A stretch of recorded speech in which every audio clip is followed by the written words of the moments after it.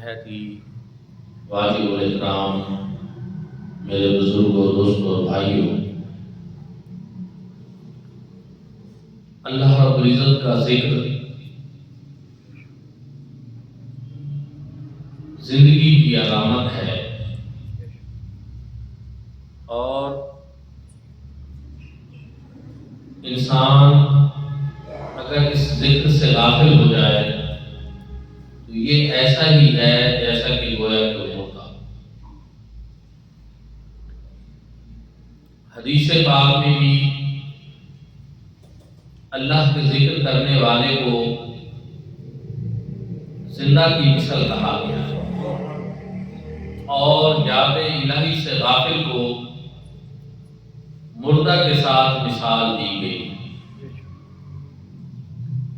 غافلین میں اللہ کا ذکر کرنے والا ایسے ہوتا ہے جیسے سوکھی ہوئی گھاس میں کوئی سبز و شاداب پودا ہو، اس کی اس طرح کی مثال ہوتی ہے۔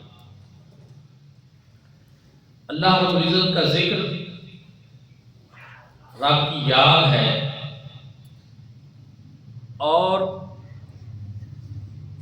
اگر قرآن و سنت کے دلائل اس پہ نہ بھی ہوتے تب بھی ہمارے لیے یہ تھا کہ اللہ رب العزت کے احسانات، اس کی مہربانیوں اور کرم نوازیوں کے اوپر ہم اس کا ذکر کریں۔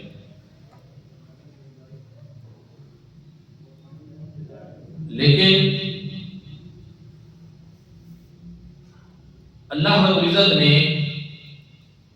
قرآن پاک میں متعدد آیات بینات میں اپنے ذکر کرنے کی فضیلت بیان فرمائی، حکم ارشاد فرمایا، اور احادیث مبارکہ بھی کثرت کے ساتھ۔ پھر صحابہ کرام رضوان اللہ تعالی علیہم اجمعین اور اولیاء اللہ کے معمولات بھی اس کے اوپر ہیں۔ اس لیے ہمارے لیے یہی ہے کہ ہم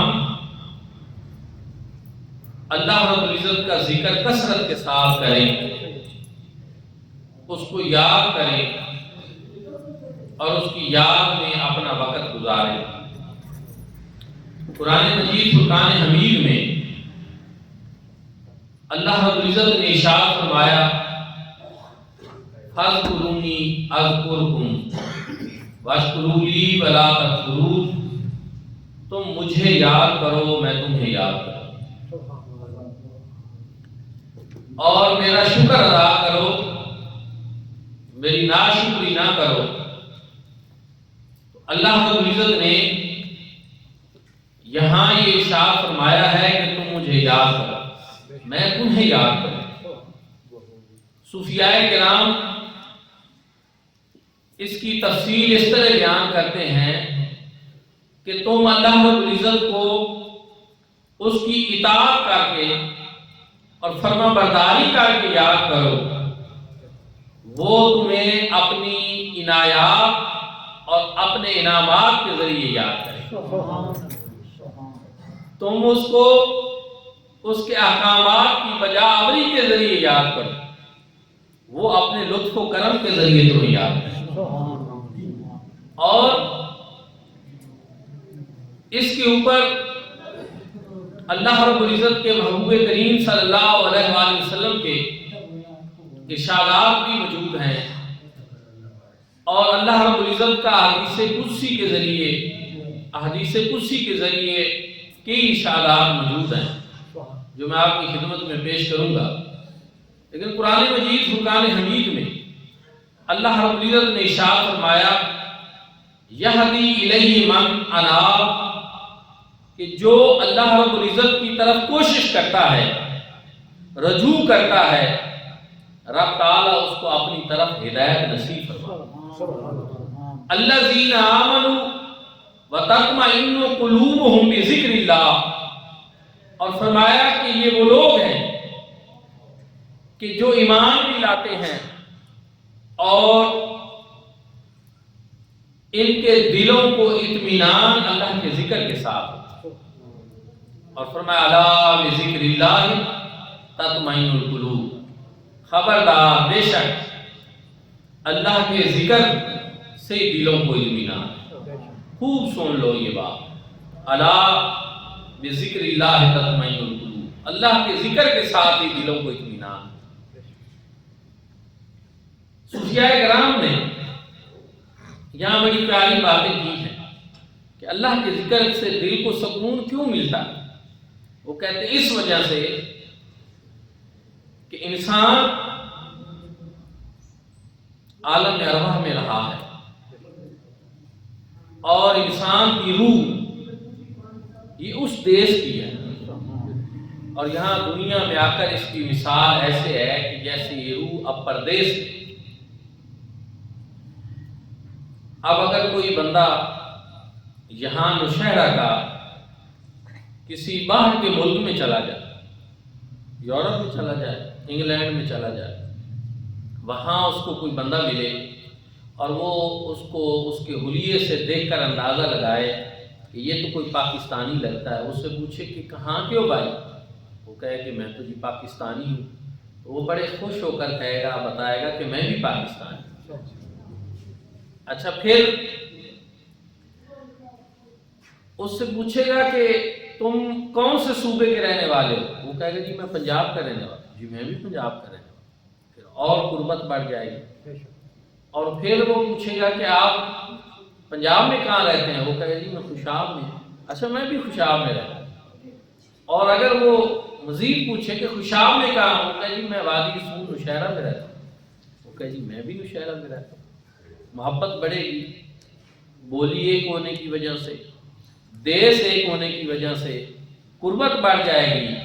تو اسی طرح اللہ کا ذکر جو ہے یہ جب روح کو ملتا ہے تو پھر اس کو اپنے دیس کی بولی سننے کو ملتی ہے،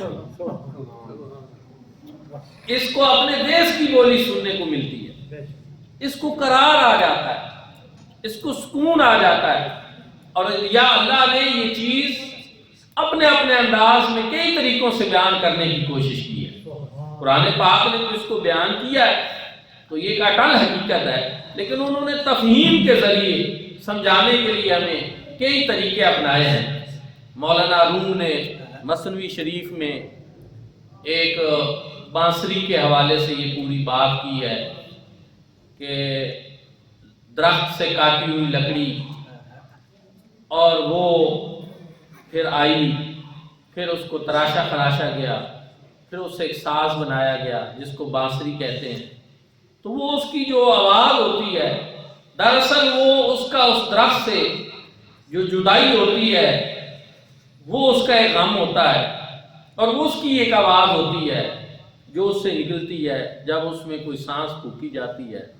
وہ کہتے ہیں حضرت انسان کی بھی کیفیت ہے، یہ بھی ایک دیش سے آیا ہوا پردیس میں ہے یہاں، اور انسان کی یہ جو روح ہے یہ تو بدن میں قید ہے۔ ہمارے بدن میں ہماری روح چل رہی ہے، ویسے تو ہم بڑے خوش ہیں کہ ہمیں اس سے زندگی ملی ہوئی ہے، ساری باتیں صحیح ہیں، لیکن صوفیاء اور جو بزرگ لوگ ہیں وہ کہتے ہیں کہ یہ روح دراصل اس میں قید ہے، چونکہ بدن جو ہے یہ جسم جو ہے یہ مٹی کا ایک پتلا ہے، یہ خاکی ہے، اور روح کا تعلق نورانیت سے ہے، وہ اور چیز ہے۔ اور رب تعالیٰ کا ارشاد گرامی بھی ہے وَنَفَخْتُ فِيهِ مِن رُوحِي، یہ اللہ رب العزت نے حضرت انسان کے اندر اپنی روح دی۔ تو بدن تو خاکی ہے، یہ روح اس کے اندر قید ہے، تو پھر وہ لوگ جو اس کا تعلق اللہ کے ذکر کے ذریعے پھر ادھر جوڑ دیتے ہیں تو پھر ان کی روح کو قرار مل جاتا ہے، سکون مل جاتا ہے، چین مل جاتا ہے۔ اور اگر روح کو یہ ذکر نہ ملے تو پھر روح اداس ہو جاتی ہے، پریشان ہو جاتی ہے۔ ہمارے ارد گرد دنیا میں آپ دیکھیں پریشان حال لوگوں کی کثرت ہے، اور اس کی وجہ بھی یہی ہے کہ یاد الہی سے غافل لوگوں کی بھی کثرت. اللہ والوں نے اپنے آپ کو اللہ کی یاد کے اندر مشغول رکھا، مصروف رکھا، بہانے بنائے، اسی کی یاد کے طریقے بنائے. ایک زندگی جو ہے، ان کی زندگی میں بھی مشکلات تھیں، ان کو بھی یہ مسائل درپیش تھے جو آج مجھے اور آپ کو ہیں، لیکن انہوں نے کوشش کر کے اپنے آپ کو ایک ایسے ماحول کے اندر ڈھال دیا کہ جس میں زندگی کا نظام بھی چلتا رہے لیکن اپنے رب کی یاد بھی. نالے چرخا کتاں نالے یاد کراں حق کار بنے دل یاد. اور اس کا ایک مفہوم اور بھی ہے. ایک تو ہے نا کہ اس سے وہ یہ بتانا چاہتے ہیں کہ کام کرے ہاتھ کے ذریعے، دل اللہ کی یاد کے لیے. اور دوسرا یہ جو چرخے والا معاملہ ہے نا، اب تو وہ بزرگوں نے جو ہمارے اس طرح چیزیں بتائی تھی وہ سمجھانا اس لیے مشکل ہو جاتی ہیں کہ اب چرخے کو کس نے دیکھا، ناپید ہو گیا ہے نا، بس تصویروں میں کہیں کو دیکھا ہوگا، ورنہ بچپن میں ہم نے اپنی دادیوں کو، نانیوں کو دیکھا تھا. ہمارے بعد والی نسل تو شاید وہ یہ ان سے تصور سے بھی بالاتر ہو جائیں چیزیں. تو چرخہ دراصل کیا تھا کہ اس کے ساتھ مسلسل ادھر سے چرخہ چلایا جاتا تھا اور ادھر سے مسلسل اس کو روئی دی جاتی تھی، تو پھر وہ تار بنتی تھی، دھاگا بنتا تھا، ایک تسلسل تھا اصل میں. تو اگر وہ دھاگا جو ہے ٹوٹ جاتا یا اس روئی دینے میں دیر ہو جاتی تو پھر وہ دھاگا نہیں بنتا تھا، ٹوٹ جاتا. دراصل یہ چرخے کی بات جس بزرگ نے کی ہے، اس نے کہا ہے کہ یہ جو سانسوں کا ایک سلسلہ ہے، سانس جا رہا ہے اور آ رہا ہے، یہ بھی ایک چرخہ چل رہا ہے.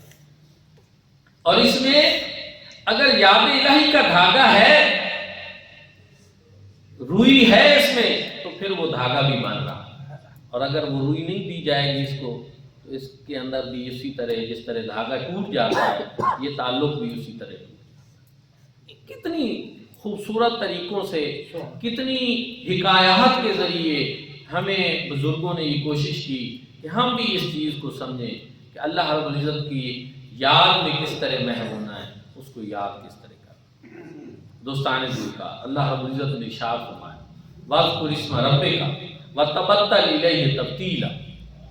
اپنے رب کا نام لو، اس کو یاد کرو، وَتَبَتَّلْ إِلَيْهِ تَبْتِيلًا، اور سب سے الگ تھلگ ہو جاؤ، سب سے منقطع ہو کر، تعلق توڑ کر جو ہے اللہ رب العزت سے تعلق.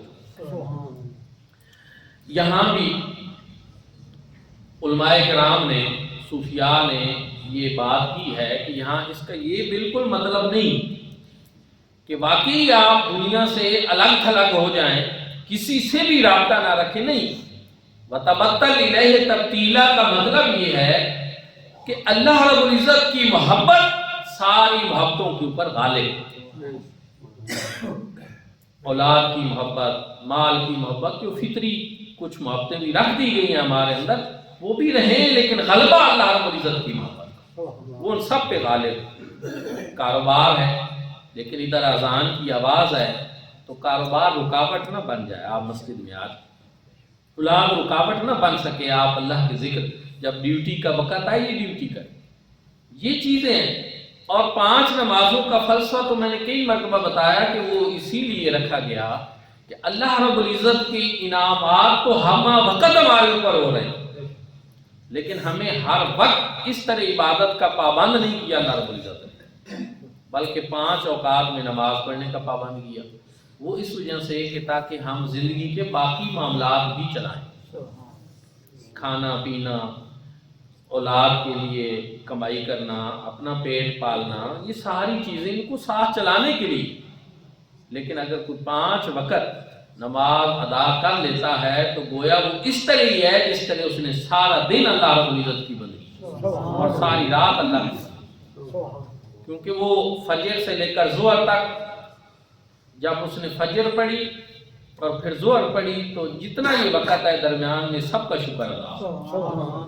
ظہر سے عصر تک وہ شکر ادا ہو گیا، عصر سے مغرب تک وہ شکر ادا ہو گیا، مغرب سے عشاء تک وہ ہو گیا، عشاء کے بعد فجر سے رات پوری کا شکر ادا ہو. یہ چیز 5 وقت مقرر کرنے کا اسی لیے اللہ رب العزت نے ہمارے ذمہ یہ فرائض 5 وقت میں لگائے. سارا دن نہیں رکھا کہ سارا دن. چاہیے تو یہ کہ ہم عبادت سارا دن کریں کیونکہ اللہ رب العزت کے احسانات سارا دن ہو. جب ہم سانس لیتے ہیں تو یہ اس کا انعام. ہر وقت احسانات ہو رہے ہیں کئی طریقوں سے، لیکن اس نے ہمیں 5 وقت کا پابند کیا کہ باقی بھی معاملات ان لوگوں نے چلانے ہیں. تو اس طرح یہ میری 5 وقت عبادت کر کے یہ میری یاد کر لیں اور یہ میرا شکر ادا کریں. یہ اس کی مہربانی اور اس کا. لیکن ہم کتنے غافل ہیں کہ اس طرح جب وہ یاد کے وقت آتے ہیں، جب بلاوا آتا ہے تو پھر ہمیں کئی چیزیں روک لیتی. نفس، سستی، غفلت، سب سے پہلے تو یہ اب زیادہ ہو. پھر بظاہر کام کاج اور کئی بہانے، وہ ساری چیزیں روک لیتی ہیں. میرے بھائیوں اور دوستوں، اللہ رب العزت کی یاد ہی انسان کی زندگی ہے اور اس کی یاد سے غافل ہونا یہی ہے. حضور امت رحمۃ اللہ تعالی علیہ فارسی کے ایک شعر اکثر ورد زبان رکھتے تھے کہ اوقات ہمابود کے با یار بسر شد، اوقات ہمابود کے با یار بسر شد، باقی ہما بے حاصلی و بے خیرتی بود. کہ زندگی وہ زندگی ہے جو یار کی یاد میں بسر، باقی ساری کی ساری لا یعنی اور فضول گزرتی ہے. زندگی وہی زندگی ہے جو یار کی یاد میں بسر، جو اللہ رب العزت کو یاد کرتی ہے. دوستان ذکر اور بھی اللہ رب العزت نے اپنا ذکر کرنے پہ بہت زیادہ اشارہ کرا. صبح بھی میرا ذکر کرو، شام کو بھی میرا ذکر کرو، میری تسبیح بیان کرو، میری پاکی بیان کرو. بہت ساری چیزیں اللہ رب العزت نے اس طرح اشارہ فرمائی. ایک حدیث قدسی آپ کی خدمت میں عرض کرتا ہوں. حضرت ابو ہریرہ رضی اللہ تعالیٰ عنہ بیان کرتے ہیں حضور نبی کریم صلی اللہ علیہ وآلہ وسلم نے ارشاد فرمایا کہ اللہ رب العزت ارشاد فرمایا، یقول اللہ تعالی کہ بندہ جیسا میرے بارے میں گمان رکھتا ہے وہ مجھے اس طرح پاتا ہے. پہلی چیز کہ بندہ جس طرح میرے بارے میں گمان رکھتا ہے وہ مجھے اس طرح پاتا ہے. تو اس سے ایک تو پتہ یہ چلا کہ ہمیں اللہ رب العزت کے بارے میں ہمیشہ نیک گمان رکھنا، اچھا گمان رکھنا، اس کے لطف و کرم کے بارے میں گمان رکھنا چاہیے، اس کی بخشش اور مغفرت کا گمان رکھنا کہ وہ کریم ہے، کرم کرے گا، اور کبھی بھی اس سے مایوس نہیں ہونا چاہیے، ہمیشہ اس کی رحمت کی امید رہے. ایک تو کیونکہ اللہ پاک نے فرمایا کہ جو بندہ جیسا میرے بارے میں گمان رکھتا ہے وہ مجھے اس طرح پاتا. پھر ارشاد فرمایا کہ جب وہ میرا ذکر کرتا ہے تو میں اس کے ساتھ ہوں. جب وہ میرا ذکر کرتا ہے تو میں اس کے ساتھ ہوں. سبحان اللہ، سبحان اللہ. کتنا کرم ہے کہ جب میرا بندہ میرا ذکر کرتا ہے تو میں اس کے ساتھ ہوں. کبھی انسان اپنے آپ کو دیکھے اور اپنے اندر جھانکے کہ انسان ہے کیا، گناہوں کا پتلا، خاک اور مٹی سے بنا ہوا، اور وہ کریم فرما رہا ہے کہ جب میرا بندہ مجھے یاد کرتا ہے تو میں اس کے ساتھ ہوں. کیا اس کے کرم کے سلسلے ہیں، کتنی اس کی مہربانی اور فضل ہے. اور پھر ارشاد فرمایا کہ جب میرا بندہ مجھے اپنے دل میں یاد کرتا ہے تو میں بھی اس کو اپنے دل میں یاد کرتا ہوں. بخاری شریف کی حدیث ہے، اس کے صحت کے سارے سلسلے صحیح ہیں. اس حدیث پاک فرمایا پھر جب وہ مجھے اپنے دل میں یاد کرتا ہے تو میں بھی اس کو اپنے دل میں یاد کرتا ہوں. اور جب وہ مجھے کسی اجتماع میں یاد کرتا ہے تو میں اس کو اس کے اجتماع میں یاد کرتا ہوں. میں بھی اجتماع میں یاد کرتا ہوں. لیکن فرمایا اللہ رب العزت نے حدیث قدسی میں ہے کہ پھر جس اجتماع میں یاد کرتا ہوں نا فَوَ خَيْرٌ مِّنْهُمْ، یہ اس کے اجتماع سے بہتر ہے. کیونکہ وہ اللہ رب العزت فرشتوں کی مجلس میں اس کو یاد کرتے ہیں، جو ملائکہ ہیں، جو معصوم عن الخطا ہیں، ان کی مجلس میں ان کے گناہ نہیں ہوتے، ان میں اللہ رب العزت یاد فرماتے ہیں. فرمایا جب یہ کسی اجتماع میں مجھے یاد کرتا ہے تو میں بھی اس کو اجتماع میں یاد کرتا ہوں، لیکن وہ اجتماع اس سے بہتر ہے. اور پھر ارشاد فرمایا جب بندہ ایک بالشت میری طرف چل کر آتا ہے تو میں ایک گز اس کی طرف چلتا ہوں، ایک ہاتھ اس کی طرف چلتا ہوں. وَمَنْ تَقَرَّبَ مِنِّي شِبْرًا तक़रब्तु मिन्हु ज़िराअन, कि जब बंदा एक बालिश चलकर मेरी तरफ आता है मैं उसकी तरफ एक हाथ चलकर आता हूं, और जब बंदा मेरी तरफ एक हाथ चलकर आता है तो मैं उसकी तरफ 2 हाथ चलकर, और फरमाया जब बंदा मेरी तरफ चल कर आता है तो मैं उसकी तरफ दौड़ कर। अब हदीस पाक के जो इसका सही मफहूम तो ये है कि जब बंदा उसकी तरफ चल कर आता है तो उसकी रहमत फिर बंदे की तरफ दौड़ कर। करम है ये, उस करीम के करम नवाजियां हैं, ये सिलसिले हैं। अब बंदा फिर भी उसको याद ना करे और गाफिल हो जाए तो ये बंदे की कितनी बड़ी महरूमी है, कि कितना इसमें प्यार है, कितना प्यार है उसका, कितनी उसकी करम नवाजी है और कितना वो अपने कुर्ब से नवाज रहा। मतलब ये है कि वो तो फरमा रहा है कि मेरी रहमत अपने हिसाब में तुम्हें लेना चाहती, तुम आना ही नहीं चाहते, आओ ना मेरी तरफ। तुम अगर एक बालिश चल कर आओगे तो मैं एक हाथ चल कर, तुम एक हाथ चल कर आओगे तो मैं 2 हाथ चल कर आऊंगा, और तुम अगर चल कर आओगे तो मेरी रहमत तुम्हारी तरफ दौड़ेगी। सुभान, उसके करम के आप सिलसिले देखें, उसकी मेहरबानियाँ देखें, और फिर भी हम कितने गाफिल इंसान हैं कि फिर भी अल्लाह रब्बुल इज़्ज़त की बारगाह में जो है वो हाजिर होने से हम कासिर रहते हैं। दोस्तान ज़िक्र, फिर अल्लाह रब्बुल इज़्ज़त ने जो हमारे ऊपर करम के सिलसिले फरमाए हैं कि वो अपनी याद हमें अता फरमा दे, हमें अपना जिक्र करना अता फरमा दे, तो ये उसका करम। हजरत साबित बनानी रहमतुल्लाह तआला बड़े बुजुर्ग गुजरे हैं, उन्होंने कहा देखो जब मेरा रब मुझे याद करता है तो मुझे पता चल जाता है।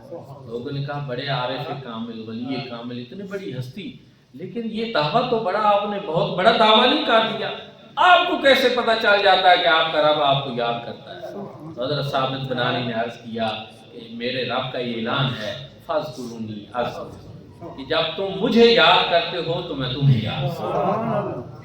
तो जब मुझे वो अपने जिक्र की तौफीक बख्शता है तो मुझे पता चल जाता है कि मेरा रब मुझे याद है। इसलिए अल्लाह रब्बुल इज़्ज़त का जिक्र ये जिंदगी की अलामत है। रूह को इससे चैन और नसीब, रूह को इससे सुकून और चैन नसीब होता है, और याद इलाही से गफलत ये मुर्दा की तरह, रूह बेचैन हो जाती है, रूह की ग़िज़ा उसको नहीं मिलती। दोस्तानी ज़िक्र, और फिर एक और हदीस पाक है हुज़ूर सल्लल्लाहु अलैहि वसल्लम ने इरशाद फरमाया लिकुल्लि शैइन मुश्किलतुन व मुश्किलतुल क़ुलूबि लिज़िक्रिल्लाह तआला, हर चीज का जंग उतारने के लिए कोई ना कोई आला होता है, रेग मार होता है, उससे उसका जंग उतरता है। तो मैं दिल का जंग उतारने के लिए अल्लाह का जिक्र, अल्लाह के जिक्र से दिल का जंग उतरता है। एक और हदीस पाक कि हजरत अब्दुल्ला बिन बुसर वो बयान करते हैं कि एक शख्स हुज़ूर सल्लल्लाहु अलैहि वसल्लम के पास आया और उसने अर्ज की इन्ना शराइ इस्लाम का कसरत, या रसूलल्लाह दीन इस्लाम के अहकामात तो बहुत ज़्यादा हैं, आप मुझे कोई एक चीज़ ऐसी बता दें जिस पर मैं अमल करूं और मैं कामयाब, उसको मैं मजबूती के साथ पकड़ लूं। रसूल सल्लल्लाहु अलैहि वसल्लम ने इरशाद फरमाया ला यज़ालु लिसानुका रतबम मिन ज़िक्रिल्लाह, कि तू फिर अपनी ज़बान को हमेशा अल्लाह के जिक्र से तर रख। बहुत सारी चीजें हैं लेकिन फिर यही है तेरे लिए कि तू हर वक्त अल्लाह रब्बुल इज़्ज़त का जिक्र किया कर और यही इसी के अंदर मशगूल रहा कर। फिर एक और हदीस पाक में है कि फरिश्ते सयाहीन मलाइका ज़मीन के ऊपर आते हैं और वो आकर जहाँ से डायरी नोट करते हैं अल्लाह रब्बुल इज़्ज़त की बारगाह में जाते हैं। रब ताला पूछता है मेरे बंदों को तुमने किस हाल में पाया, तो वो बयान करते हैं कि या अल्लाह वो तेरे बंदे दुनिया के ऊपर मौजूद थे, कुछ अपने अपने काम धंधों में मशगूल थे, लेकिन कुछ ऐसे थे जो तेरी याद के अंदर मशगूल। अल्लाह रब्बुल इज़्ज़त ने फरमाया कि उन्होंने जन्नत को देखा है? नहीं बारी ताला उन्होंने नहीं देखा। तो अगर उनको जन्नत नजर आ जाए, दिखा दी जाए, तो फिर वो और ज्यादा आपका जिक्र करें। अच्छा वो जिक्र कर रहे थे उन्होंने दोज़ख को देखा है? नहीं देखा। अगर दोज़ख को देख लें तो फिर उसके खौफ से और ज्यादा तेरा जिक्र करें। تو میں ٹھیک ہے، نہ جنت دیکھی نہ دوزخ دیکھی، پھر بھی میری یاد کر رہے ہیں. تو اللہ رب العزت فرماتے جاؤ جا کر ان کو خوشخبری سنا دو کہ یہ ایسی قوم ہے جس کی میں نے بخشش اور مغفرت. اب جو ہے نا فرشتے عرض کریں گے باری تعالیٰ اس میں ایک بندہ ایسا تھا اس اجتماع میں، اس مجلس میں، کہ جس کا مقصود تیرا ذکر نہیں تھا. وہ تو ایک تماشائی کی حیثیت سے آیا تھا کہ ادھر کیا ہو رہا ہے، چلو میں بھی کچھ دیر بیٹھ جاؤں. کسی بندے سے کوئی کام تھا، وہ بیٹھا ہے ذکر میں، وہ بھی آ کر بیٹھ گیا کہ چلو جب تک کام ہے یہ محفل ختم ہوتی ہے پھر میں سے بات. کوئی بھی مسئلہ تھا لیکن اس کا مقصود جو ہے وہ ذکر نہیں تھا، اس لیے آ کر نہیں بیٹھا تھا. اب اس کے بارے میں کیا حکم ہے؟ فرمایا ہم القوم لا یشکا جلیسہم، یہ اہل ذکر یہ ایسی قوم ہے کہ ان کے اندر آ کر اگر کوئی بیٹھ جائے تو پھر وہ بدبخت نہیں رہتا، وہ نیک بات. ان کی مجلس ہی ایسی، یک زمانہ صحبت با اولیاء بہتر از 7 سالہ طاعت دے. اللہ والوں کی مجلس نصیب ہو جائے تو یہ انسان کو شکی بدبخت جو ہے اس سے تبدیل کر کے سعید بخت اور بیدار بخت بنا دے، خوش قسمت بنا دے. اس لیے زندگی میں کبھی کوشش کیا کریں کہ آپ بھی اللہ والوں کی مجلس اختیار، صحبت اختیار کیا کریں. بزرگ لوگ تو تلاش کر کر کے پہنچتے تھے کہ جس کے بارے میں ان کو پتہ چلتا کہ وہ اللہ والا ہے، یاد الہی میں رہتا ہے، تو وہ ڈھونڈ کر جا کر اس کو ملتے، اس کے پاس بیٹھ کر وقت گزارتے تھے. اور کیوں کہ یہ ایسے لوگ ہوتے ہیں کہ ان کے پاس آنے والا پھر بدبخت نہیں رہتا، وہ خوش بخت، وہ سعید بخت ہو جاتا ہے، وہ خود بخشا ہوا ہو جاتا ہے. دوستان ذوالوقار، زندگی یاد الہی کا نام ہے، اور اللہ رب العزت کی یاد سے غفلت جو ہے یہ گویا کہ موت کی مانند. اور حدیث پاک میں کہا گیا کہ اللہ کا ذکر یہ زندہ کی مانند ہے اور یاد الہی سے غفلت جو ہے یہ مردہ کی طرح. آج ہمیں اللہ کے ذکر سے روکنے والی چیزیں کثرت کے ساتھ ہو گئی. یہ ہمارے اوپر ہے کہ ہم اللہ رب العزت کو یاد کریں، اس کے لیے وقت نکالیں. اور پھر ذکر جو ہے نا وہ بہت سارے، افضل ذکر لا الہ الا اللہ، اور افضل دعا الحمدللہ بھی. پھر نماز کو بھی اللہ کا ذکر کہا گیا، قرآن بھی اللہ کا ذکر ہے، درود پاک اللہ کا ذکر ہے، استغفار اللہ کا ذکر ہے. اور پھر میں نے جیسا شروع میں بتایا کہ اللہ رب العزت کی بندگی کرنا، طاعت بجا لانا، یہ بھی اللہ کا ذکر ہے. اس لیے ایک بندہ مومن کو چاہے تو عمل کے ذریعے اللہ کا ذکر کرے. اگر کہیں کام میں مصروف ہو گیا ہے، ہاتھ اس کے مصروف ہو گئے ہیں، تو پھر وہ اپنی زبان کے ذریعے اللہ لیکن ذکر کر سکتا ہے. بس توجہ کی ضرورت ہے اور اس طرح مشغول ہونے کی ضرورت ہے. دعا ہے کہ اللہ کریم ہمیں اپنی یاد جو ہے وہ کرنے کی توفیق عطا فرمائے اور اپنی یاد سے غفلت جو ہے اس سے بچائے. آخر دعوانا الحمدللہ.